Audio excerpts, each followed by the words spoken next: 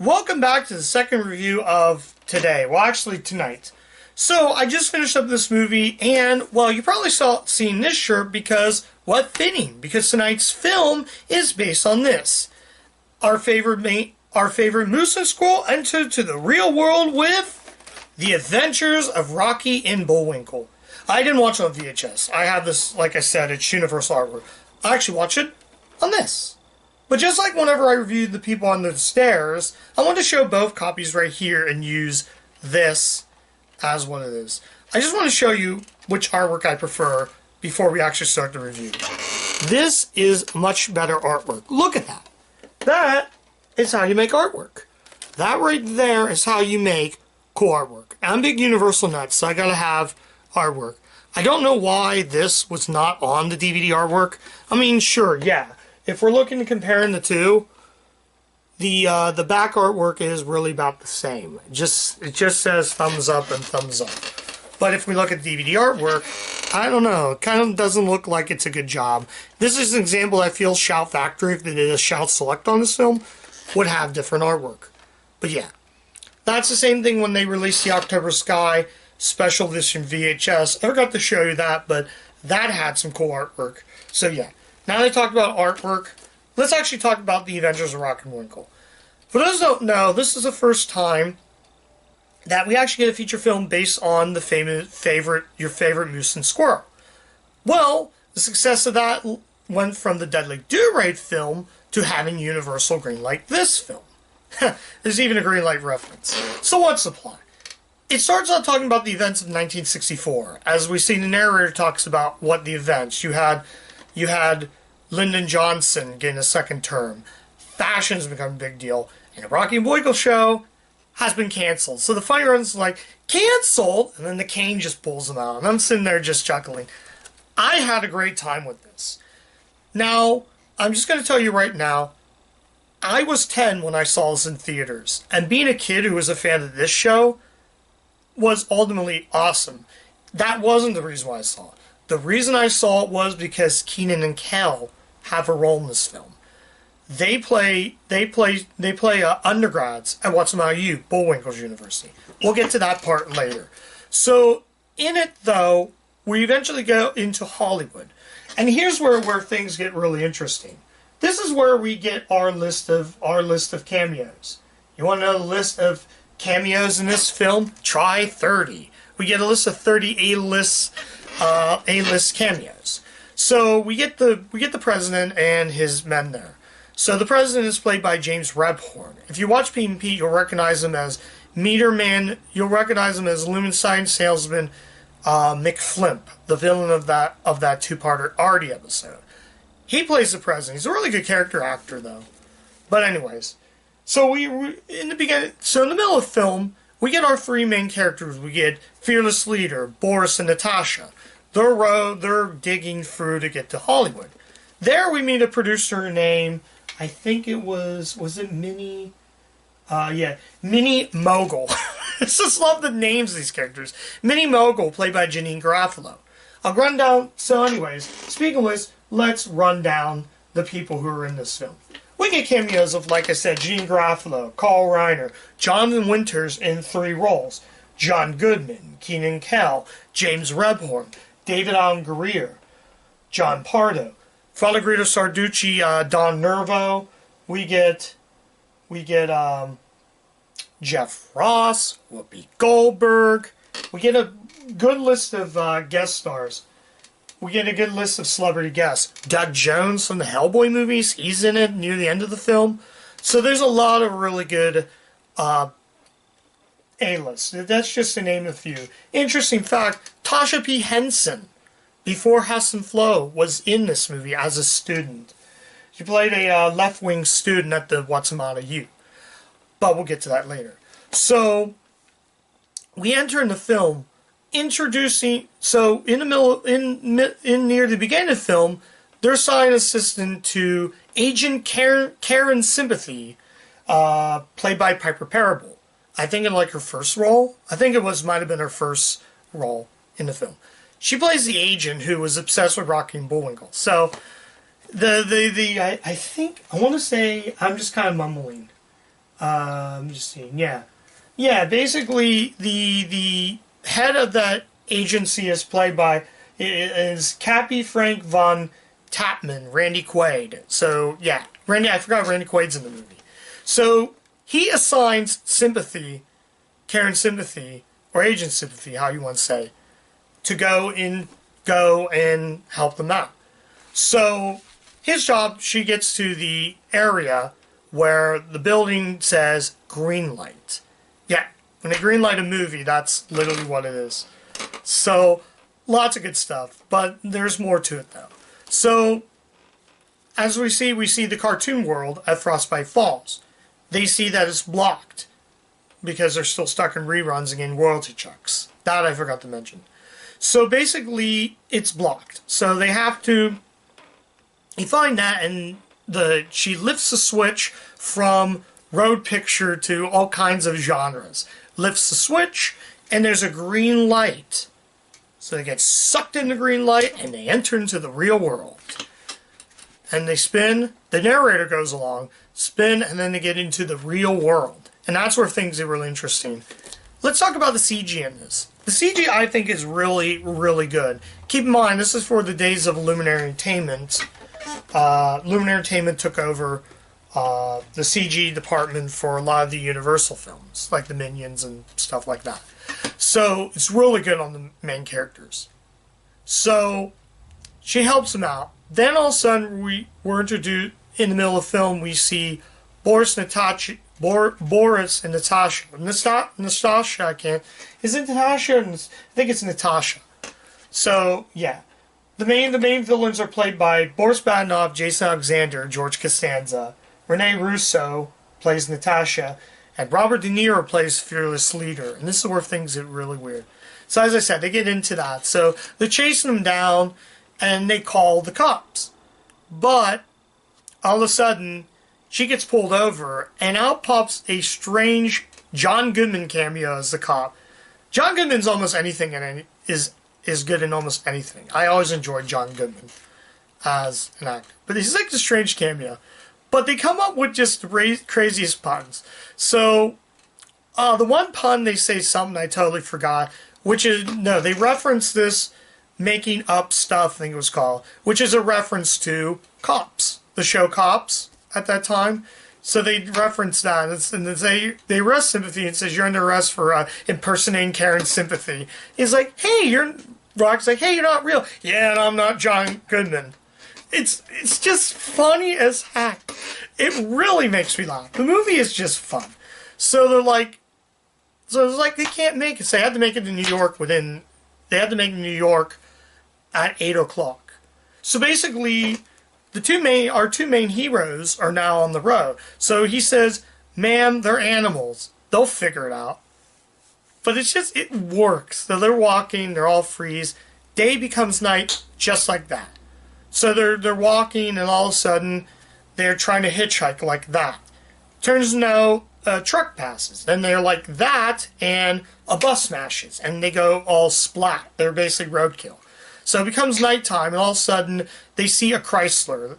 But they're like, hey, Rocky, there's an automobile. Let's catch up to it. Out pops Keenan and Kel. Like I said, they're What's My New students, Lewis and Martin. So Keenan and Kel takes them on the road. So basically, they're like, buckle up, young fellas. Yeah, safety first. It's so cool to see something like, seeing Keenan and Kel in the movie theater when this came out blew my mind. Because I never saw Good Burger when it came out to theaters, so I totally missed it. I was like, all cheering. And being that 10-year-old who was a fan of Keenan and Kel, definitely made it worth the admission. I might have saw Mystery Men in theaters, which is Kel Mitchell. But Kenan Thompson and Kel Mitchell are great in their roles. So they're driving, they're saying, where are you two fellas heading off to? We're undergrads. And what's the matter you? And it says I was a $quarter and my autumn mirror.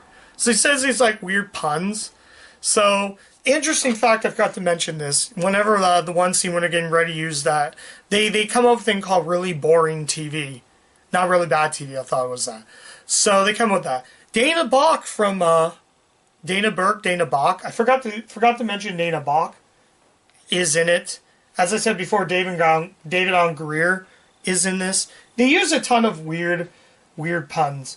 But anyways, so Dana Bach, as I said, I'm kind of like jumbling around, but the guy from Basketball has a small role in this. So lots of really good cameos. But back to what I was saying.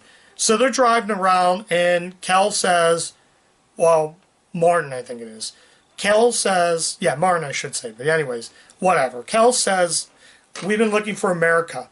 So they're driving around, they play an instrumental version of America by Simon and Garfunkel, which does work. So it's nighttime, you get some really good, beautiful scenery. The setting and location is great. I feel art direction basically saved the film. I think that scene was filmed in Chicago, because in the middle of the scene, when they get straight to the university, you see a tractor go by. So it might have been filmed in Chicago, I'm not really sure. I'm going to talk a lot about this because I love this movie so much. I think it's still great, I think it's still fun. It took me so many years to get a DVD copy. But anyways, so they're driving along there, and out pops a paper. They realize that, what's that? So Boris and Natasha goes to the dean and says they give him an honorary diploma. He gets an honorary diploma at What's the Matter You for all his consecutive years there. So they never seen paper come out. I was like, oh, I think it's for you. And then they drive, and they're like, they couldn't believe what they saw. So they see a fax machine. And the fax, they're like, they never saw a fax machine. Fax machine? Yeah, and they're like, they say like email, stuff like that. There's so many puns in the film. I mean, a lot of great references. Like I said, there was a cop reference. There was an anti-moose march, which is an angry mob, which is a reference to students protesting because of the draft, the Vietnam draft. So there's a lot of references in this film that are great. Interesting fact I said before, Taja P. Henson's in this, but I didn't recognize her. She might have been in the crowd somewhere. So Bullwinkle's up top. So as soon as they're walking and the student yells, look, it's that animated cartoon freak! And they're all booing. It's like, they're not cheering for you, Bullwinkle. It's an angry mob. Just so many good lines in this film. I love everything. I might take a little long, but it's just so good. So, in it, so basically, Rocky Who Has Never Flew. So, he's trying to fly to see what's going on. And turns out Boris is at the university with his little computer. CDI, which is a reference, I think, to the CDI game system, I think. There's a lot of great stuff in it. So basically, they save the universe. Save the university, I should say. And Lucid Martin, a lot of the students are like cheering and everything like that, saying to what Bullwinkle said. So I'm saying a lot of this because I kind of want to make it a full review. Every other review I've done wasn't really full. Yeah, so there's so many good stuff in this. So many fun stuff in the film. And so basically they give him the car, and the two heroes are on the move. There's some great chase scene though. Not chase scene, but it becomes like a race picture.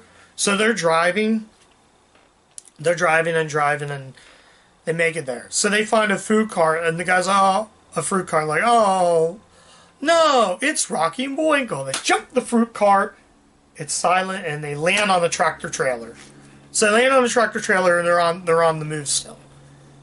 This movie is just so much fun. So in the middle of the film, near there, we see Agent Sympathy. She was arrested. So the cop's Swedish, though. They just smile all the way through. He smiles, you can see like it's sparkle, like it's like he's a good-looking guy. The Swedish guard is great too. I don't know who he was played by, but the Swedish guard is great. So he promised to get her out if she goes to the movies with him, take him to the movies. So basically, she just takes the truck full of hay. And the narrator says, that's not nice. Just like, shut up. So many great references. Anyways, how else do I explain? So they meet up with Bullwinkle. So as soon as they're on the tractor trailer's off, and he pulls the car in reverse, the Chrysler. that the two college students gave him. Yeah, so it was like, good work. So they get totally arrested. The cops arrest them, and they have to go to court. Turns out Bullwinkle is supposed to be the lawyer. Interesting fact, the other lawyer is played by Jeff Ross. Jeff Ross plays one of the lawyers. Yeah, Roastmaster Jeff Ross is in this. So lots of good big cameos, or A-list stars if you want to be technical. This movie is a lot of fun. So one of them I do like the most, and is actually uncredited in it, is Whoopi Goldberg. Oh, Billy Crystal's also uncredited as the mattress guys. That's a good mattress. So they do that. But anyway, Whoopi Goldberg's uncredited plays Judge Cameo. Judge Cameo. There's so many people that got so many references. So the judge is sleeping during the court is normal. And then it was like, let me get this out. Oh my God, you're rocking Bullwinkle. Let me tell you something, Mr. District Attorney. Celebs are power and attorney. Celebs are more powerful. Case dismissed. The court scene is a reference, I want to say the court scene is a reference to the O.J. Simpson trial. I want to say they reference that to O.J. Simpson. So we get a cop reference and an O.J. Simpson reference. Because celebrities have power. So anyways, they meet up, they're driving, they see a plane, which the plane's on sale. Interesting fact, Jonathan Winters has 3 different roles. It's pointless and weird, but as soon as I'm finished with reviewing this, I will talk about my favorite stars in this. Obviously Keenan Kel is, but I'll tell you my second favorite.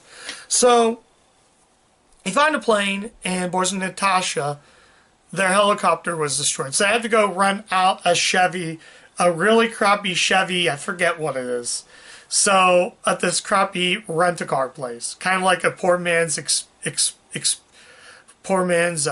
Enterprise. I was thinking, well, it could be worse. It could be a Ford Pinto. It's just so many. So they're driving, trying to catch up to him, and the people working the rent-a-car, they still have to file the paperwork. They got like thousands and thousands of paperwork, and they're still signing. And then they're like that, and the three characters make it. They make it to where they need to go. So it turns out they get on the plane, and it turns out the weight of Bullwinkle, and then just comes crashing down, comes almost going to crash. So Cynthia falls off the plane. Agent Cynthia falls off the plane, and Rocky has to learn to fly. But thanks to him being a what's the matter with you to try to get up, he eventually flies. Leaves Bullwinkle to say, see you in New York. But turns out Bullwinkle thinks it's New York, and turns out he's in Washington, D.C. Interesting fact in the film, we do see a glimpse of the Twin Towers, which is kind of controversial. I don't know. Since 9/11 did happen the year after. This film came out 2000, and the Twin Towers crashing was 2001. So yeah, that's just my phone, guys. So anyways, he's flying, so they make it to New York, and they're like, don't look at the screen. Basically, you're zombified if you look at the screen. So Bullwinkle's plane crashes down to the nation's capital, and he spots Randy Quaid's character. So he's like, it's an honor.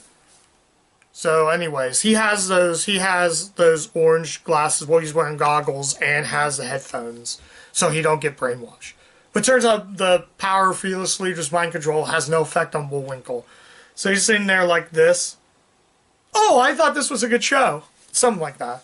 So it's like, so basically, they throw Bullwinkle in the fax machine, and he's right there inside the computer.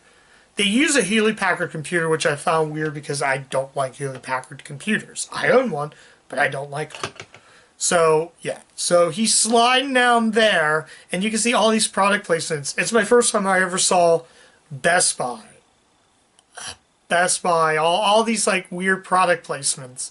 So, it's like, and for a game of solitaire, you don't have time for games. He just clicks away, and there.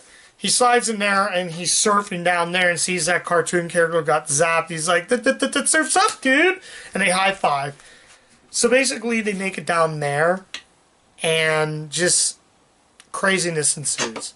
So they make it down there, and she comes and says, FBI freeze, and then turns on the thing and to basically turn them into a vegetation, I should say. They vegetate them. Interesting fact, out pops one of those guys. One of them is played by Doug Jones, who will go on to star in the 2 Hellboy movies. He has a small role in it, though. But what really makes it interesting, everything about this film. I'm not going to give away the ending, but let's say the ending is just so good. So, yeah, I'm going to stop right there, because if I keep talking about it, I think I mentioned all the stuff that I want to talk about. Let's talk about my favorite cameos in the film. The best cameo, I thought, from the stars was obviously Kenan and Kel. They're actually one of the favorites. And probably second would probably be John Goodman, because every time I see John Goodman in any movie, I'm always having fun with it. John Goodman is such a fun actor, whether he's taking a good role or a bad role. He's just so likable and so fun. I am going to be covering another John Goodman film for this year, so you're going to want to stick around for that. But he is great. He says probably the weirdest but funnest part. Yeah, like I said before, he said that line, "You're not even a real cop." "Yeah, I'm not John Goodman." It's just so weird, though. It's a lot of fun. I'm going to stop right there, because after that, I'm going to probably give away the whole film. But you'll have to watch it for yourself. I think that's about it, though. Yeah, I think that's all I want to mention. So, I guess that means it's time for the final verdict. Should you see Rocky and Bullwinkle? Oh, absolutely. This is a lot of fun. The CG on the 2 main characters are just a ton of fun. This movie is great. I want to kind of extend this a little longer because I just love this movie. Though, I guess I'll make it quick. I'll bring up the only negative. I said a lot of positives because I'm praising the film, how good it is. Even for 2000, I think it's pretty good, though, too. It came out in 2000. There is a Blu-ray of it. I think it's a burn on demand, but I know it came out to Blu-ray. Would I say it's better than the Dudley Do-Right movie, which I covered for Not Quite Universal Month? That's hard to say. If you're a fan of Rocky and Bullwinkle, this is a must-see. If you like Kenan and Kel, even though they're in one role, see it. Here's the only negative I could say. It's a little too short. The movie went by so fast. It's a little too short. That's really about it. Like you say, the only negative I could easily say is that the movie is just a little too short. If it clocked in a little longer, it would have been good. But yeah, it's a fun movie, a blast. There are some weird moments. It's cheesy at times, ridiculous. But being a 10-year-old who saw this in theaters, I thought it was great. And it's probably the coolest Universal transition. I love that.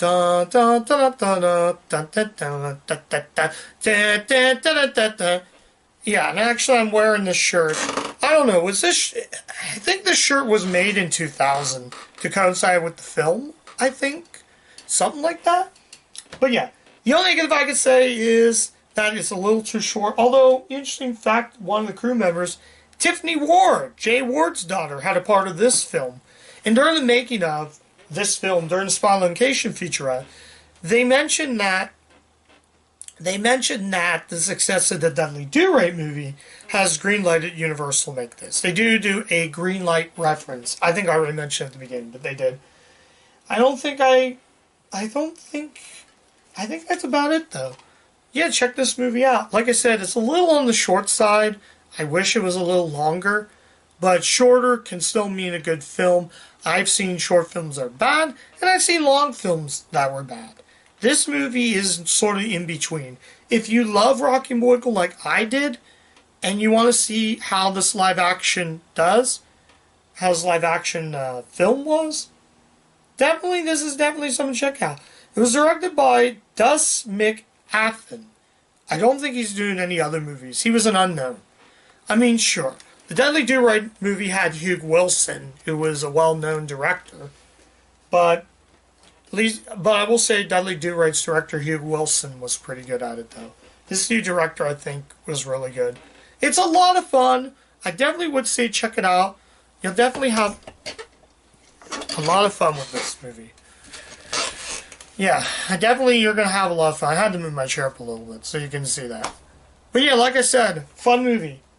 Well, anyways, that's my review of Rocky and Bullwinkle. If you liked what I said, or The Adventures of Rocky and Bullwinkle, if you liked what I said about the review, give it a thumbs up. Give me a like. Tell me your thoughts on the film. But I will say this. It's not easy to come by. I forgot to show you the spines real quick. Look how cool the spines are. I found this spine much better than this spine. I don't know. But it just looks, that spine just looks really cool on a shelf. And being a universal collector, it's one of my possessions. But anyways, that's all I'm going to say in this. Definitely check it out. That's my review. Give a thumbs up. Click subscribe. Comment if you think this movie is good. Last time, you can comment as many times. You can put saying that the movie sucked, saying that the movie's bad.